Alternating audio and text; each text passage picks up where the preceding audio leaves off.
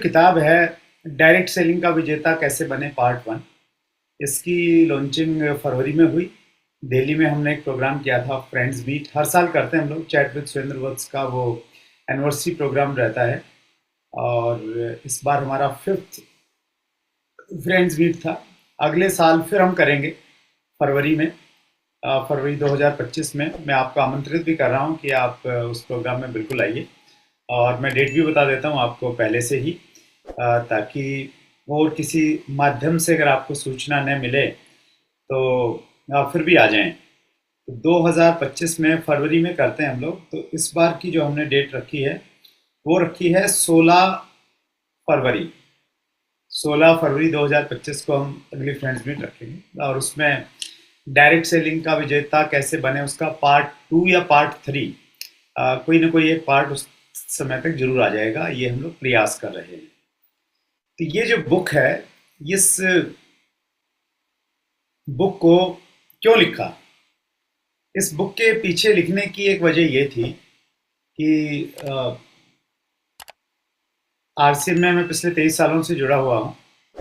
और 2011-12 का जो टफ टाइम था, सुदेश मैडम ने भी उसके बारे में बातचीत किया। तो उस टाइम पे जब सिचुएशन थोड़ी सी मुश्किल में हम लोग आए, तो एक चीज़ तय हो गई कि कंपनी को सुदृढ़ करने के लिए, मजबूत करने से पहले हमें इंडस्ट्री को थोड़ा मजबूत करना पड़ेगा। एक शेर है कि घर सजाने का तसब्बुर तो बात का है, पहले ये तय हो कि घर को बचाया कैसे जाए। अगर घर बचेगा तो फिर उसको सजाया भी जा सकता है, अगर इंडस्ट्री बचेगी तो फिर कंपनी को बड़ा किया जा सकता है। तो इस सोच के साथ में मैं डायरेक्ट सेलिंग इंडस्ट्री से बहुत नज़दीक से जुड़ा। और हमारा जो लास्ट एपिसोड है चैट विद सुरेंद्र वत्स का, अगर आपको देखेंगे 272 एपिसोड है शायद वो, जिसका टाइटल है मैं इंडिया में मनी सर्कुलेशन कंपनी नहीं चलने दूंगा। और उसमें गेस्ट थे ईपी रेड्डी, जो प्रेसिडेंट हैं federation of direct selling association के। तो उनके साथ हमने बड़े क्लोजली काम किया। और उसमें एक फोटोग्राफ आपको दिखाई देगा, वो फोटोग्राफ 2012 का आंदोलन का है, रामलीला मैदान का। तो उसमें रेड्डी सर भी हैं, मैं भी हूँ, और भी आरसीएम के कुछ लीडर्स उसमें हैं। लेकिन शायद आपको पहचान में नहीं आएंगे क्योंकि बहुत लंबा टाइम हो गया है। लेकिन आप हाँ प्रयास कर सकते हैं, उसमें 7-8 आरसीएम के लीडर्स को आप पहचान सकते हैं, मेन मेन चेहरे।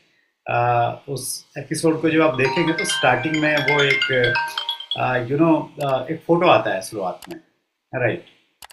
सो उस समय मैं डायरेक्ट सेलिंग एसोसिएशन से जुड़ा और हमने कई सारे काम किए उस समय। हमने एक काम ये किया, सरकार के सामने हमने डिमांड रखी कि डायरेक्ट सेलिंग को लेके गाइडलाइंस आनी चाहिए।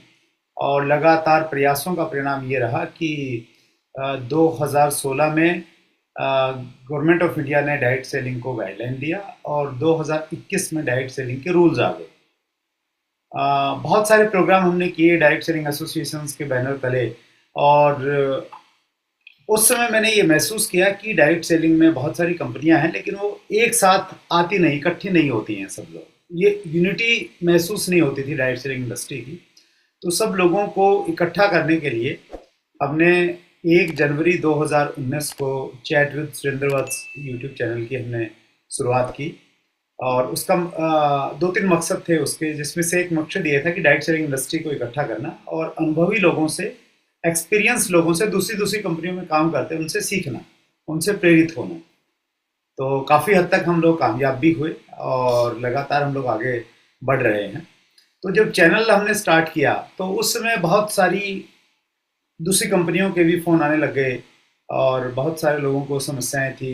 किसी का बिजनेस नहीं बढ़ रहा था, किसी की अपलाइन छोड़ के चली गई, कोई कहता था कि मेरी लिस्ट ख़त्म हो गई, मैं क्या करूं। किसी को ये लगता था कि यार मैंने बहुत सारा नेटवर्क तो बना दिया लेकिन मेरी टीम में डुप्लीकेशन नहीं हो रहा है, लोग नहीं जुड़ रहे हैं, स्टार्टअप नहीं हो रहा है, क्या किया जाए। तो ऐसे बहुत सारे प्रश्न आते थे। तो शुरुआत में तो हर प्रश्न का जवाब मैं खुद देता था, क्योंकि एक जो नंबर था वो मेरे पास में ही रहता था, तो हर कॉल मैं अटेंड करता था। लेकिन जब बहुत सारे फ़ोन आने लग गए तो ये संभव नहीं हुआ। तो हमने एक स्टाफ रखा और वो स्टाफ जो था वो फ़ोन को रिसीव करता, लेकिन उसके पास भी इसी प्रकार के प्रश्न आते थे बार बार।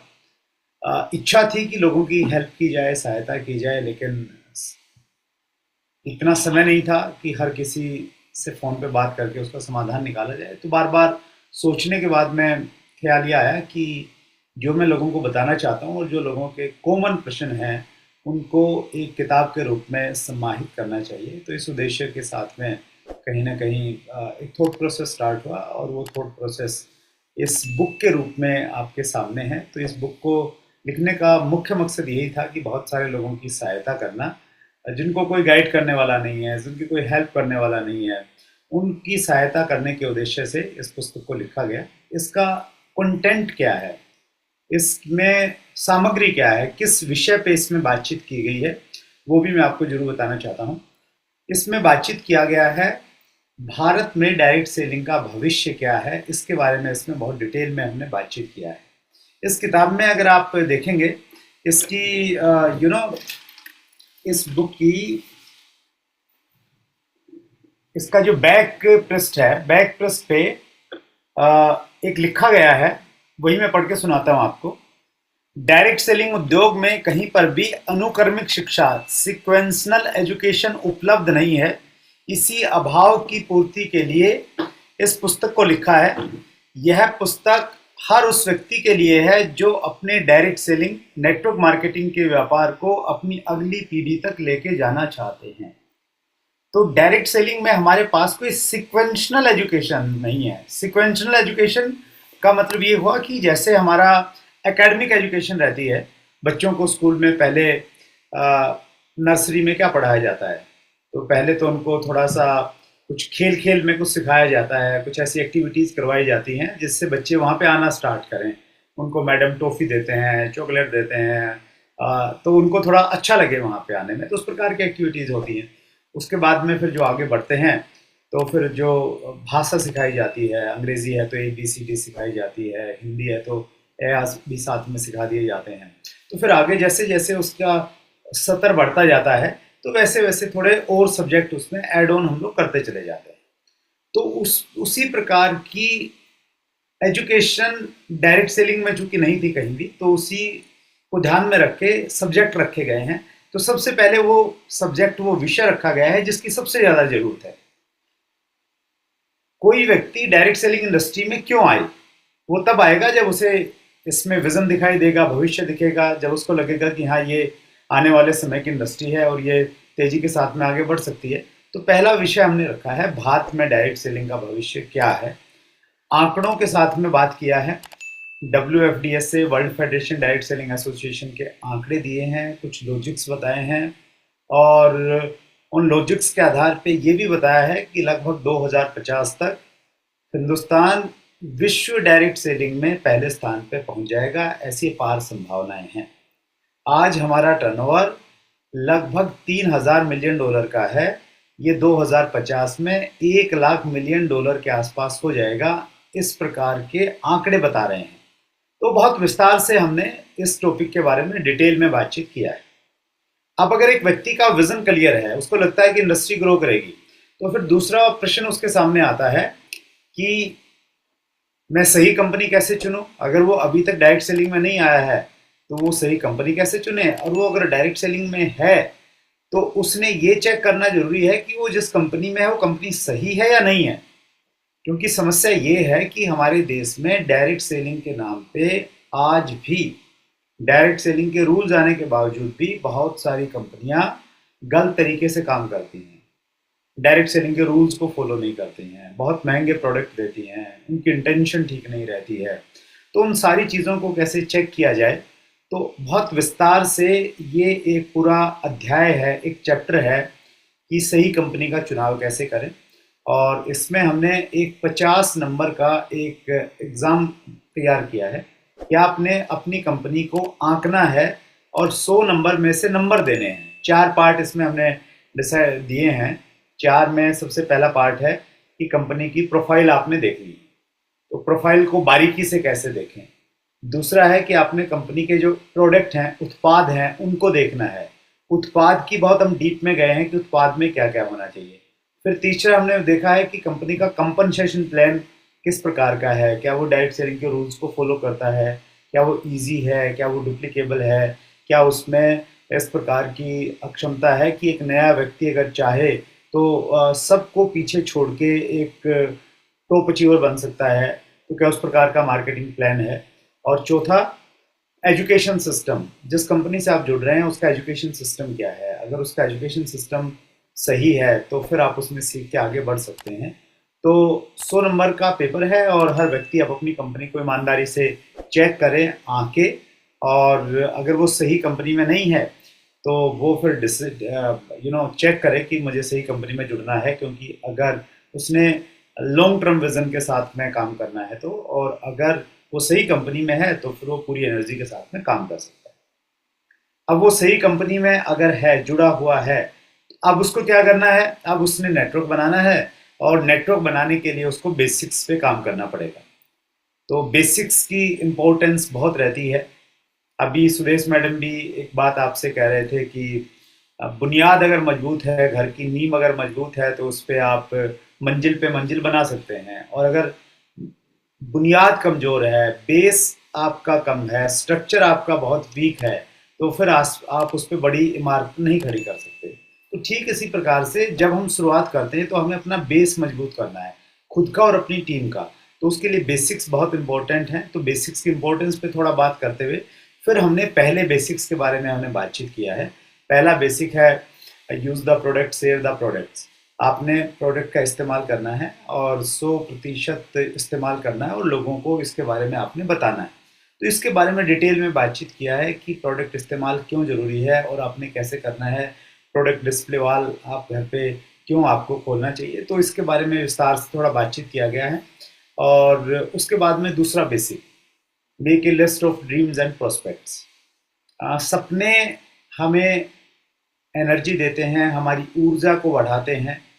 तो सपनों की लिस्ट कैसे बने, और उसके साथ में प्रोस्पेक्ट की लिस्ट कैसे बने, एक लंबी लिस्ट कैसे बने जिसमें 500 लोगों के नाम हो सकते हैं, तो वो लिस्ट कैसे बने, वो हमारे कॉन्फिडेंस को बढ़ाती है। तो देखिए, ये हमें मालूम है कि लिस्ट बनानी चाहिए, लेकिन उसका तरीका क्या है। लगभग 14-15 पॉइंट है इसमें कि लिस्ट आपको कैसे बनानी चाहिए।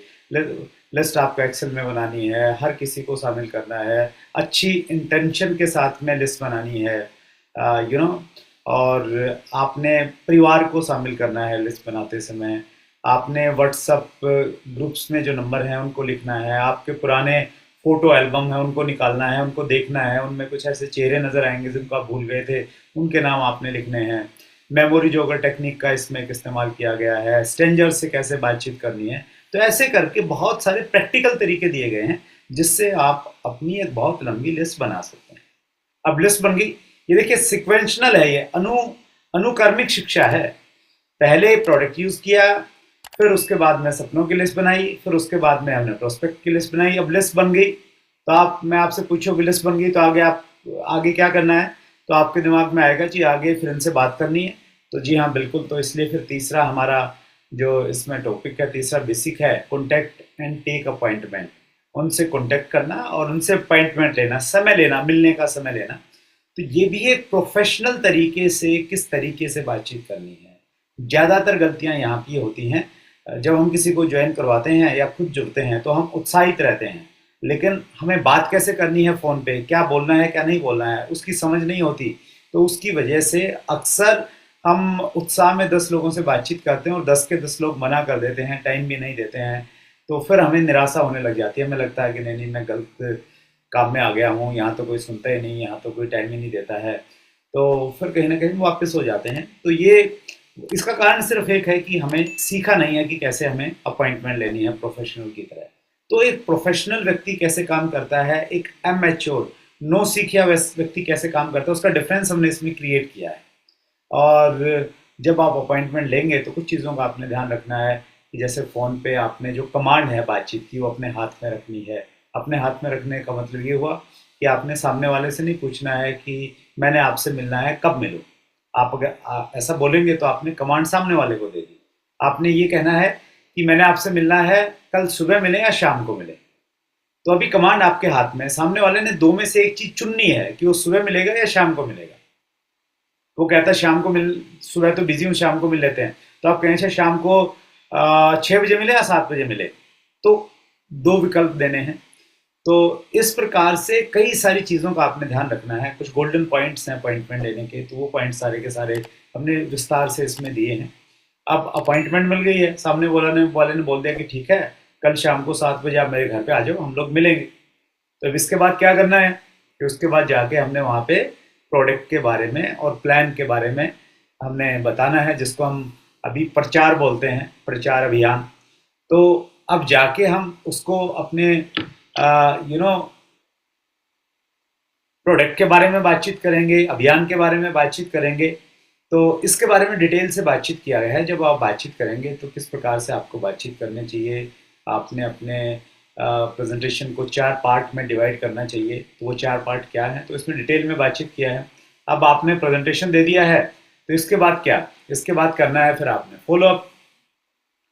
फॉलोअप बहुत इंपॉर्टेंट है। मॉर्निंग सेशन में जो गुरुकुल का कार्यक्रम रहता है सुबह 6:30 का, तो उसमें टीसी सर अक्सर फॉलोअप पे बातचीत करते हैं कि फॉलोअप हम में से बहुत सारे लोगों का बहुत कमज़ोर है और उसकी वजह से हमें परिणाम नहीं आते हैं। तो फॉलोअप इसमें बहुत डिटेल में और बहुत विस्तार से फॉलोअप के ऊपर मैं बातचीत की है। फॉलोअप को हम लोग क्वेश्चन हैंडलिंग भी कहते हैं। जब आप फॉलोअप के लिए जाते हैं तो सामने वाले व्यक्ति के बहुत सारे प्रश्न होते हैं, वो आपसे प्रश्न पूछता है कि मतलब ये कंपनी चलेगी नहीं चलेगी, ये प्रोडक्ट महंगा है, ये लीगल है या इलीगल है, मेरे पास समय नहीं है, मैं करना तो चाहता हूँ लेकिन मेरे पास में पैसे नहीं है। तो इस प्रकार के तमाम जो प्रश्न आते हैं, तो उनका सही तरीके से जवाब कैसे दिया जाए। जैसे एक तरीका हो सकता है जवाब देने का, जिसको हम बोलते हैं फील फेल्ट फाउंड टेक्निक। सामने वाले ने कुछ भी बोला, तो आपने उसकी बात से सहमति जतानी है। आपने बोला है कि आपने बिल्कुल सही कहा। जैसे आपने सामने वाले को प्लान दिखाया और सामने वाले ने कहा जी प्लान तो आपका ठीक है, लेकिन मेरे पास में टाइम नहीं हो, तो बहुत बिजी हूँ, सुबह घर से निकलता हूँ, रात को घर पे आता हूँ, खाने की फुर्सत नहीं है, और आप कह रहे हैं कि ये और काम कर लो, तो मेरे पास तो समय ही नहीं है, मैं नहीं कर सकता। तो आपने उसका कोई ये नहीं कहना कि नहीं नहीं इस समय तो आप मैनेज कर सकते हो, निकाल सकते हो। तो पहला डायलॉग आपने ये बोलना है कि आपने बिल्कुल सही कहा सर, समय की तो समस्या है, और आप जैसा जो कर्मठ व्यक्ति है, काम करने वाला व्यक्ति है, तो उसके पास में तो काम की समस्या होगी। बिल्कुल मैं आपकी बात से सहमत हूँ। और जब मैं इस काम से जुड़ा तो उस समय मेरे पास में भी बिल्कुल टाइम नहीं था, तो मैं तो बहुत ज़्यादा बिजी रहता था। मैं अपना एग्जांपल देता हूँ, मैं केबल के बिजनेस में था और केबल में तो सुबह से रात तक हम काम करते रहते थे, और रात को भी मैं काम करना पड़ता था। तो मुझे लगता था कि मैं तो बिल्कुल काम नहीं कर सकता। तो उस समय मेरी अपलाइन ने मुझे बोला कि अगर तुम्हें टाइम फ्रीडम चाहिए ना, अगर समय से आज़ादी चाहिए और सीरियस हैं अगर आप, तो फिर यही एक ऐसा काम है जो आपको समय से आज़ादी दिला सकता है, टाइम फ्रीडम दिला सकता है। और फिर जब मैंने इसको गहराई से समझा सर, तो फिर मुझे लगा कि टाइम फ्रीडम मुझे मिल सकती है। और आज मैं टाइम से बिल्कुल फ्री हूँ, मुझे टाइम फ्रीडम मिल गई है इससे। और अगर आप भी टाइम फ्रीडम चाहते हैं तो फिर मुझे आपके 5 मिनट और चाहिए। तो ऐसा करके फील फेल्ट फाउंड एक टेक्निक है। ये टेक्निक आप हर जगह इस्तेमाल कर सकते हैं। कोई बोलता है मेरे पास पैसा नहीं है, वहाँ पर भी इस्तेमाल कर सकते हैं। कोई ये कहता है कि नहीं ये तो सारी इलीगल चीज़ें हैं, पिरामिड स्कीम्स हैं, तो उस पर भी आप ये इस्तेमाल कर सकते हैं। तो डिटेल में फॉलोअप के चैप्टर में विस्तार से इसके बारे में बातचीत किया गया है। और सेल क्लोजिंग एक बहुत इम्पोर्टेंट पॉइंट रहता है। एक कोटेशन इसमें लिखी है बुक में कि पुरस्कार परिणामों को मिलते हैं, प्रयासों को नहीं। पुरस्कार परिणामों को मिलते हैं, प्रयासों को नहीं। हमने प्रयास कितने किए उससे हमें परिणाम नहीं मिलेगा, उससे हमें पुरस्कार नहीं मिलेगा। पुरस्कार कब मिलेगा, हमारे पास परिणाम क्या आया उससे हमें पुरस्कार मिलेगा। तो अब तक हमने जितने भी काम किए हैं वो सारे के सारे हमारे प्रयास थे। चाहे हमने लिस्ट बनाई हो, चाहे हमने अपॉइंटमेंट लिया हो, चाहे हमने प्लान दिया हो, ये सारे प्रयास थे। किस चीज़ के प्रयास थे कि सामने वाले व्यक्ति को मैं या तो प्रोडक्ट दे दूं या उसे अपने साथ में जोड़ लूं। तो परिणाम जो आता है ना, वो फॉलोअप के टाइम पे आता है। फॉलोअप वो समय है जब आपके प्रयास परिणामों में परिवर्तित होते हैं। तो उस समय परिणामों में परिवर्तित के लिए सेल क्लोजिंग की कुछ टेक्निक्स इसमें हमने दी हैं। जैसे एक टेक्निक है बेन फ्रैंकलिन टेक्निक, वो हमने इसमें दी है। एक टेक्निक है जिसको हम लोग बोलते हैं पॉइंटिंग क्लोज।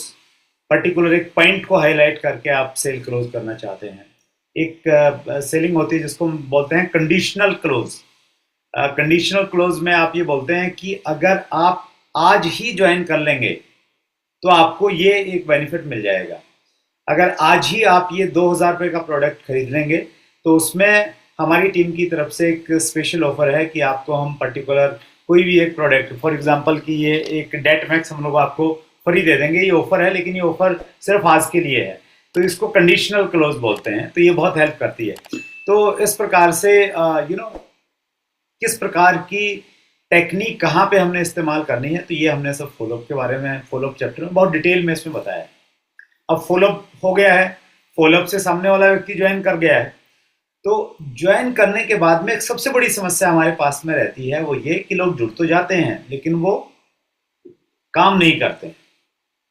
आप शायद मेरी बात से इत्तेफाक रखेंगे कि आप में से बहुत सारे लोगों की समस्या होगी। आप कहेंगे कि सर लोग तो बहुत जुड़ गए हैं लेकिन वो सामान नहीं खरीदते हैं।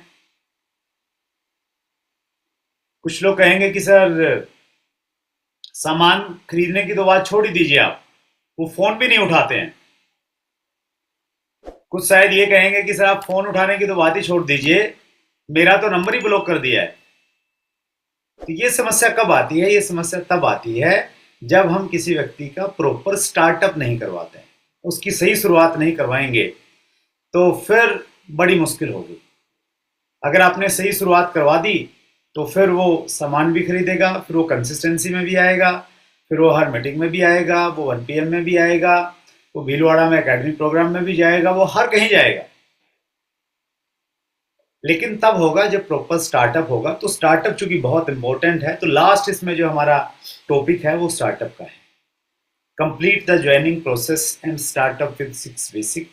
आप सामने वाले व्यक्ति का ज्वाइनिंग प्रोसेस कंप्लीट करवाइए, उसकी प्रॉपर ज्वाइनिंग करवाइए सही तरीके से। ज्वाइनिंग के समय किन किन चीज़ों का आपको ध्यान रखना है वो इसमें बताया गया है। और स्टार्टअप के गोल्डन पॉइंट्स हैं, कुछ वो गोल्डन पॉइंट्स इसमें डिटेल में बताए गए हैं। तो ये टोटल 8 विषय हैं इसमें। पहला विषय था vision of direct selling in India, दूसरा विषय था सही कंपनी का चुनाव कैसे करें, और 6 बेसिक्स हैं, और 7वां हम लोग बेसिक्स की इंपॉर्टेंस अगर हम लोग लगा लें तो 7 वो हो गए। टोटल 9 सब्जेक्ट हैं इसमें। तो 9 सब्जेक्ट के ऊपर में 9 अध्यायों को इसमें बांटा गया है। डिटेल में इसमें हमने बातचीत किया है। और अभी चूंकि ये बुक लॉन्च हुई है तो जो पब्लिशर हैं जिन्होंने इसको पब्लिश किया है, इनविंसिबल पब्लिशर है, काफ़ी बड़ा पब्लिशर, तो उसकी तरफ से कुछ स्पेशल ऑफर भी अवेलेबल हैं अमेजोन के ऊपर में।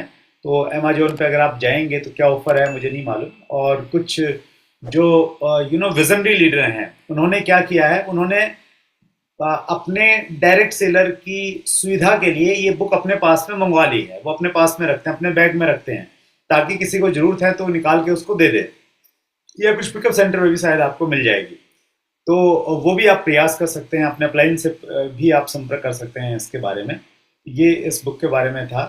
थोड़ा सा मैं चाहता था कि मैं आपको डिटेल से अच्छे से जानकारी दे दूं। और इस बुक के बारे में आपका कोई भी प्रश्न है और दूसरा कोई भी प्रश्न है तो वो भी आप पूछ सकते हैं। तो एक 5 मिनट का एक हम क्वेश्चन आंसर का सेशन भी रख सकते हैं। सो आप सबने हमें बहुत ध्यान से सुना, हमें मौका दिया। आप सबका बहुत बहुत आभार।